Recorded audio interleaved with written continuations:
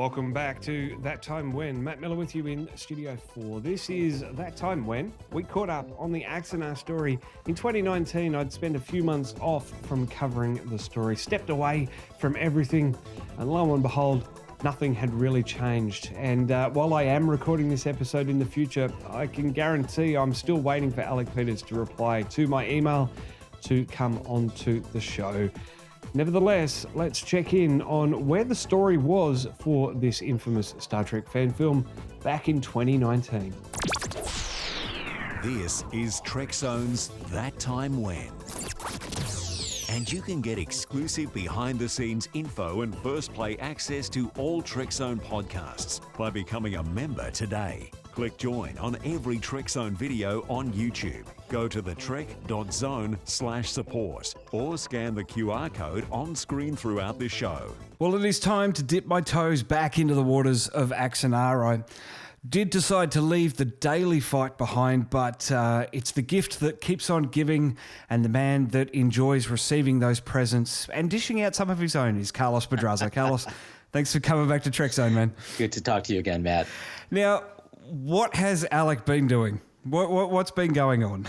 Well, the latest is actually a pretty big move on his end, with the launch of a Patreon campaign to pay for he calls it a studio, but it hasn't actually turned into a studio. It is as it was when they moved in almost 2 years ago, a warehouse in suburban Georgia, outside Atlanta, and where the set for the bridge of the USS Ares is located today. And kudos, it's a very nice looking set, and was completed late last year thanks to the efforts of a lot of volunteers who spent a lot of time getting it into shape in time for AxCon.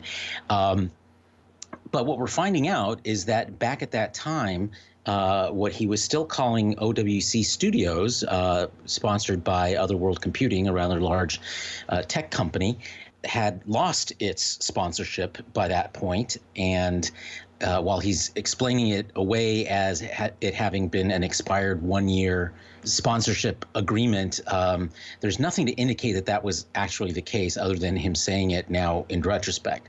And even if it were the case, the timing, in the timeline that he proposes for when he took over paying the rent on the facility, which means that, from that we can be able to tell when the sponsorship agreement ended, it doesn't line up. 1 minute he says it was 4 months ago.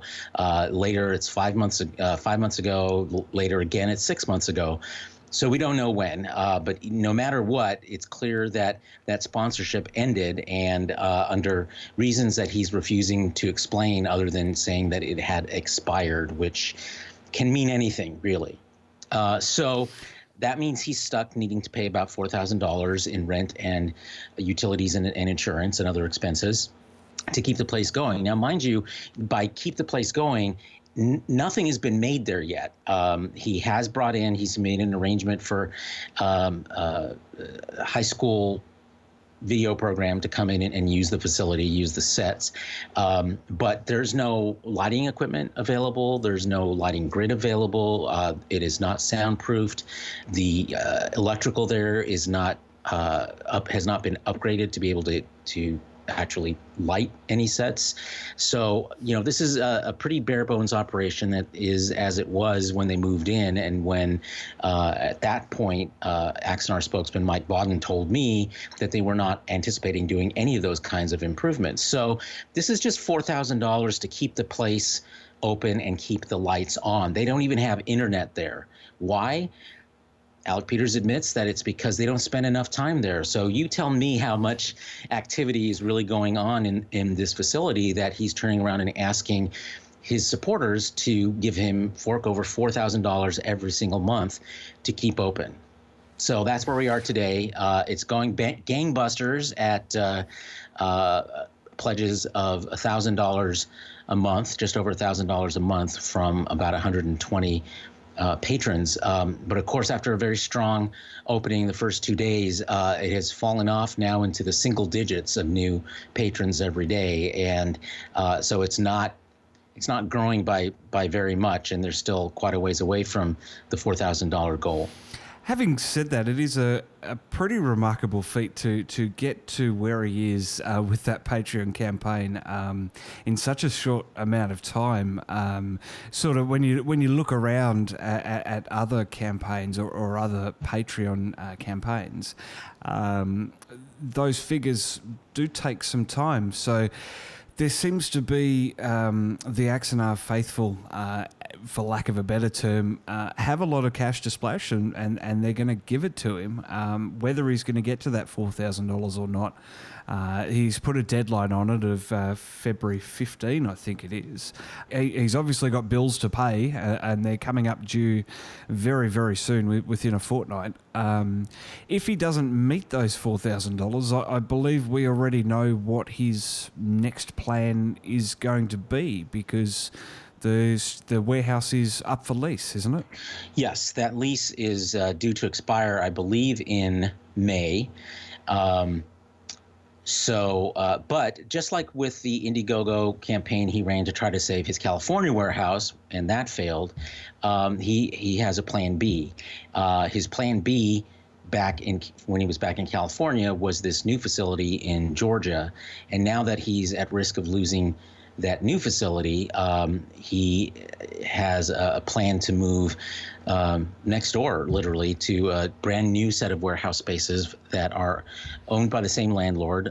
They're about to open. They're much smaller, about half the size of his current facility, and he's ready to move the bridge set and everything else in there. So we're seeing a steady contraction in the Axanar footprint as time goes on. And, and again, credit where it's due, it is pretty good to get over $1,000 in monthly commitments from people in the course of a couple of weeks. But the problem is that he's going to be signing a lease based on what is really a volatile source of income. It is just as when people sign up to Patreon, they're signing up because you as a creator are promising them a steady stream of new content that is worth the $2, $5, $10, or $20 a month that you're handing over to them. And if at some point they feel like they're not getting their money's worth, all they have to do is press a button and it's over from them.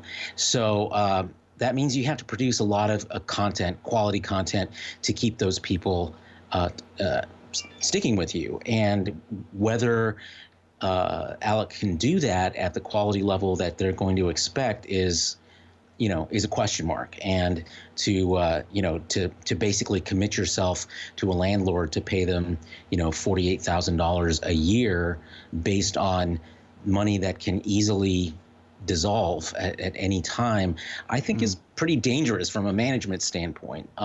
Similarly, he points to money he's making from monetizing the Axanar YouTube channel, and he says that that's at about $600 a month. But again, that's newly monetized, by which I mean that he had his new tech person start posting clips from visual effects that were to have gone to Axanar and other videos on there. But this is all recycled material. It's material that was already created, by Tobias Richter in terms of the visual effects, cut together by Rob Burnett.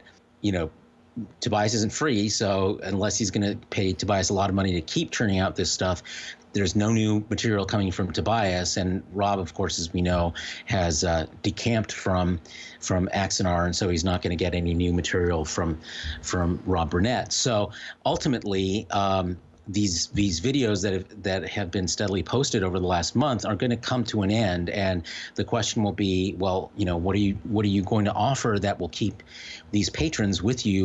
Well, just absolutely incredible that it is one thing after another that is delaying this project. Everyone else is the problem. Maybe not quite so much. But anyway, I can guarantee that I'm still waiting for Alec's email reply to set up a time to chat. He has agreed to come on the show.